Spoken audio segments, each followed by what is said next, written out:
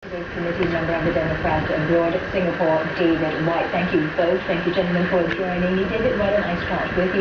What do you think led Barack Obama to re-election? Is it because of his policies, or is it because Mitt Romney just, doesn't have the likability factor?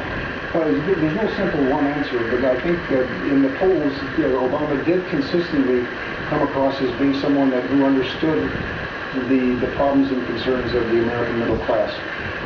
Romney's a smart man, and he's got a lot of good qualities, but I frankly don't think he's got a clue about how someone in the middle class lives. He's 2 generations removed from it, and he has no clue.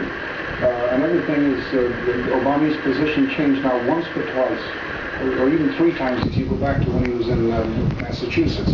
He started out going extremely to the right, and then came back to the center, and frankly I think threw Obama off a little bit because he did all of the swinging back in the second and third debates, well, the 3 debates. So I think I never knew what he really stood for. His numbers never added up, and then he didn't disclose it.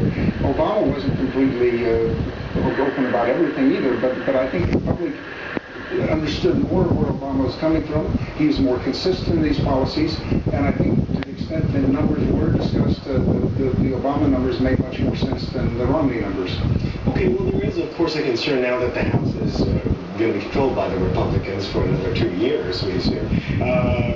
With the gridlock that's expected in Washington, how will the president push his agenda forward in the next 2 years? Professor, perhaps you can. I think he has a hard road ahead of him to do that. He has the Senate, but as you said, he doesn't have the House.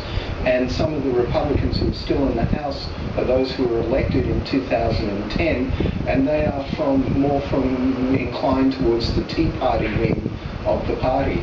So it will be an incredibly difficult task over the next few months to address some of the fiscal concerns and to get policies through.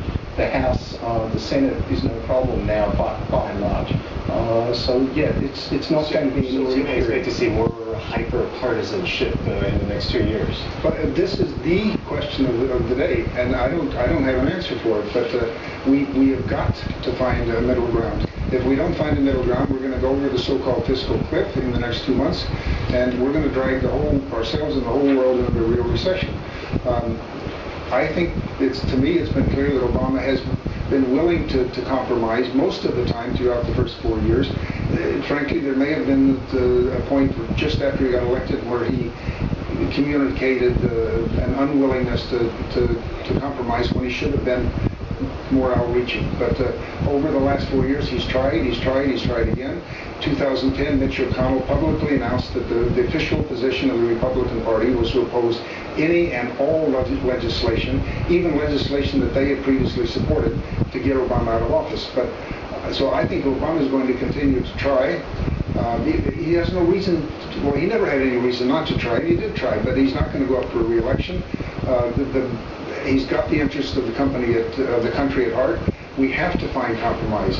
And if we don't get, if the moderates, the few remaining moderates that are left in the Republican Party, don't take back their party, the same thing that they say about taking back the country from Obama, if they don't take back their party, then we're really in serious trouble. Right. I want to pick up on that. In President Barack Obama's victory speech, he said he will sit down with Mitt Romney and they will work together in the future. And also, David, you said that there's no reason now. He can't run for re-election again. His 2 terms are up. So, Professor Gordon here, do you think then there will be more gridlock here? I think there will be significant gridlock. Mitt Romney's done. He's finished. There's no point sitting down with him. Right. He has no position anymore. Who will emerge as a leader of the Republican Party is now the real issue, and where that next potential presidential candidate's going to come from will be interesting to see. And there'll be a lot of jockeying for position, and that's why I think there'll be a certain amount of gridlock. At the same time, I think people will not want to take the country down that cliff, and so a compromise will be reached. But I would expect it to be very last minute to people, so that people can position themselves as being tough on Obama in a bid for a run in 2016. So the concessions won't come in so early on, but they might come in much later. I would imagine so. And I agree with Ian. There's no reason to talk to Romney. I mean, of course, they should get together and try and leave on a more or less amiable basis. But Romney has no credibility anymore in the Republican Party. If anything, he's going to be blamed by the Tea Party people. They're not going to blame themselves. They're going to blame him for not being conservative enough. But we have to find it, and I think he's got to focus. Obama has to focus on O'Connell and the other leaders of the party. Paul Ryan gets to keep his seat at the House of Representatives here. And of course, the House Speaker as well. All right, so tomorrow will be day one for Barack Obama again for his second term. Where should he focus now? Me? Okay, I think the overwhelming first priority has got to be to put our fiscal house in order. I mean, we can't and we won't ignore foreign policy, but the world's not going to be in good shape unless the U.S. gets its fiscal house in order. So I think the first immediate thing is to do what he can do in the next 2 months on this so-called fiscal cliff. I mean, it's not a cliff that everything tanks immediately on January 1st, but once it starts, there's going to be a self-feeding negative cycle. So the first priority is to do something about the politically made problem of the fiscal cliff and the draconian cuts that were agreed to just to push the thing down the road. That's got to be done. I think we got to avoid doing what Europe has done. Look at Spain, Greece, and the UK. The austerity there has been hardcore, and they've now tanked is too strong a word. The economies have been back in recession. The UK was back in recession, and only again has just pulled out of it. That's not good. I don't think Paul Krugman's got all the answers, but I think Paul Krugman is right on this. Drastic austerity right now is not what we need, and that's going to make things worse. So we've got short term of some moderation still, and medium to long term, we've got to cut it.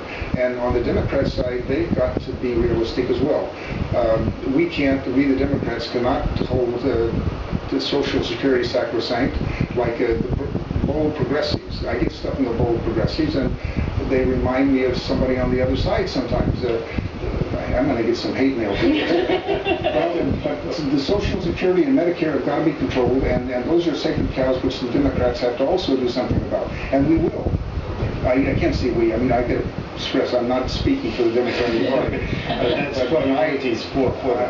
I think the Democrats will do this. Thank you very much, gentlemen, for sharing your thoughts here. And we've been speaking to Ian Gordon, head of the American Studies program at the National University of Singapore, and David White, representing Democrats abroad in Singapore. So ahead here on Primetime Asia tonight, we check in at some of the election watch parties in the region with even those who aren't American getting caught up in the excitement